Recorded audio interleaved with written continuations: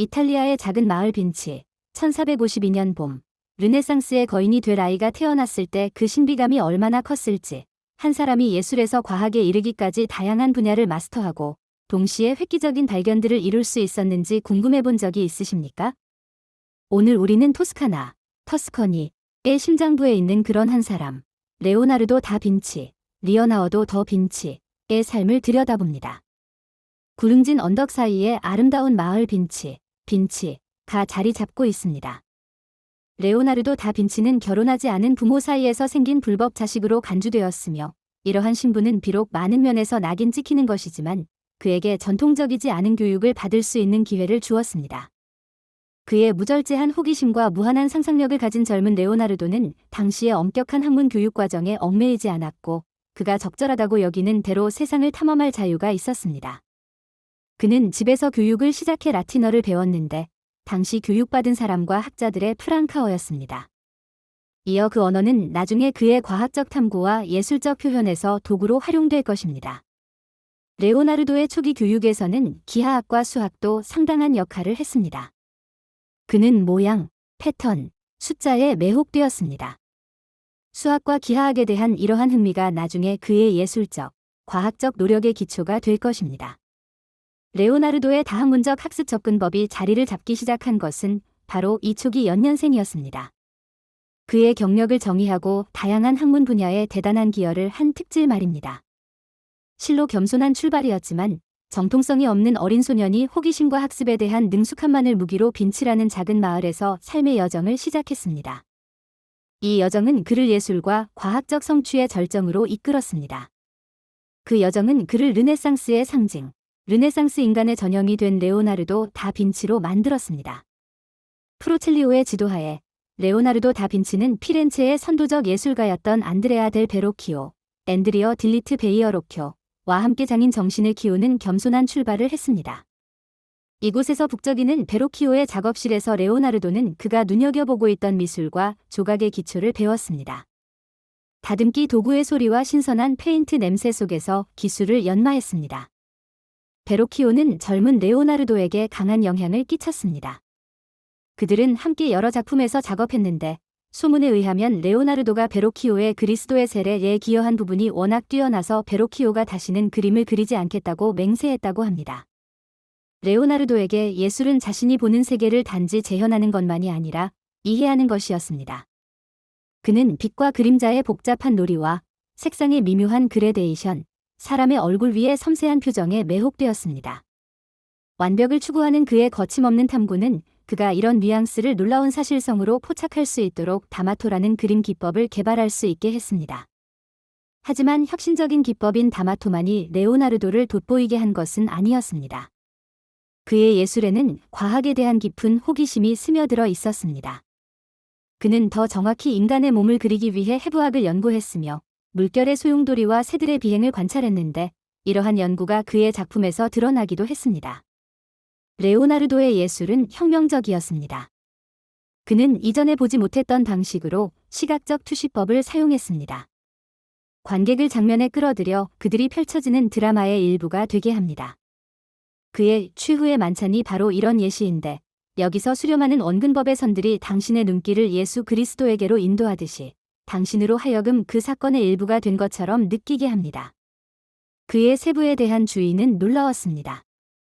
모든 입, 모든 머리카락의 곱슬거림, 모든 주름이 미세한 정밀함으로 묘사되었습니다. 그는 세부가 그저 세부가 아니라 그것들이 디자인이라고 믿었습니다. 그것이 바로 그가 일생 동안 견지한 철학이었습니다. 이 고유한 과학과 예술의 혼합은 레오나르도를 그의 동시대 사람들과 차별화시켰습니다. 레오나르도는 예술가일 뿐만 아니라 박학다식하였습니다. 그렇다면 정확히 박학다식하다는 어떤 의미일까요? 여러분이 물을 수 있습니다. 글쎄요, 박학다식한 사람은 광범위한 지식이나 학습을 갖춘 사람을 말합니다. 만약 허락된다면 만유의 천재라 할 수 있습니다. 그리고 레오나르도 다 빈치는 이의 전형이었습니다. 레오나르도의 수많은 연구 분야 중 하나는 해부학이었습니다. 그는 해부를 실시해 전례 없이 인체의 내부 구조를 밝혀냈습니다. 골격계, 근육계, 내장의 세부적인 그림들은 그 시대 누구보다 앞선 이해를 보여주었습니다. 예를 들어 그의 인체 심장의 스케치는 현대의학 교과서와 견줄 수 있는 수준의 세부 사항을 보여줍니다. 레오나르도의 지식에 대한 갈증은 인체에만 국한되지 않았습니다. 그는 자연 세계에 대해서도 깊은 관심을 가졌습니다. 그의 식물학 연구는 이를 증명합니다. 그는 식물의 구조를 연구하고 심지어 그들이 어떻게 성장하는지에 대한 이론을 세우면서 그의 노트북을 식물의 상세한 그림으로 채웠습니다. 식물의 성장 패턴에 대한 그의 관찰은 혁명적이었으며 그의 그림들은 여전히 정확성과 아름다움으로 인정받고 있습니다. 공학 분야에서도 레오나르도의 천재성이 빛났습니다. 그의 기계 설계들, 그중 많은 것들이 그의 시대를 훨씬 앞서갔던 것들은 끊임없이 질문하고 발명하고 가능하다고 생각되는 것들의 경계를 넓히는 마음을 드러냅니다. 그는 비행기계, 장갑 차량, 심지어 초기 버전의 로봇에 대한 설계를 스케치했습니다. 그의 스케치와 설계를 넘어서 레오나르도는 많은 발명품을 남겼습니다.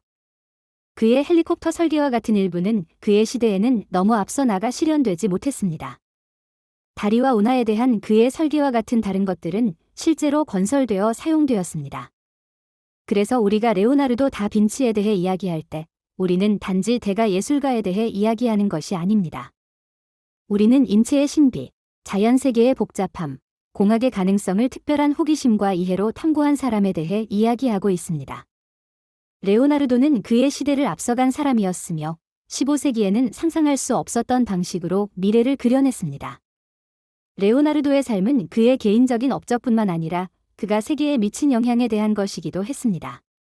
우리가 레오나르도 다 빈치의 유산을 탐구할 때 우리는 예술, 과학, 문화에 걸쳐 놀라운 영향의 폭을 만나게 됩니다. 레오나르도의 영향력은 아마도 예술 분야에서 가장 잘 드러납니다. 그의 예리한 관찰과 기술적 완성도는 회화에서 가능했던 것의 경계를 넓혔습니다. 그의 작품들, 예를 들어 유명한 모나리자와 최후의 만찬은 예술사의 본질과 인간 표현의 풍부함과 깊이를 상징하게 되었습니다. 하지만 레오나르도의 영향력은 캔버스에서 멈추지 않았습니다. 그의 끊임없는 호기심은 예술을 넘어 다양한 분야를 탐구하게 했습니다.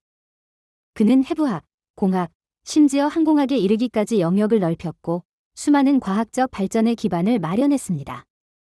예를 들어 그의 인체 해부학에 관한 상세한 스케치는 그의 시대를 훨씬 앞서 있었으며 나중에 의학과학의 발전에 영향을 미치는 통찰력을 제공했습니다. 레오나르도의 문화적 영향력도 마찬가지로 중요합니다. 그의 끊임없는 지식 추구와 주변 세계를 이해하려는 갈증은 르네상스 정신을 구현합니다. 그는 진정한 다재다능한 인물, 한계를 모르는 호기심을 가진 범죄적 천재였습니다. 그의 삶과 작품은 인간 창의력의 무한한 잠재력을 강력하게 상기시키며 세대를 걸쳐 영감을 불어넣습니다. 그의 유산은 그가 남긴 보물에만 국한되지 않고 여전히 영감을 주는 마음 속에도 존재합니다.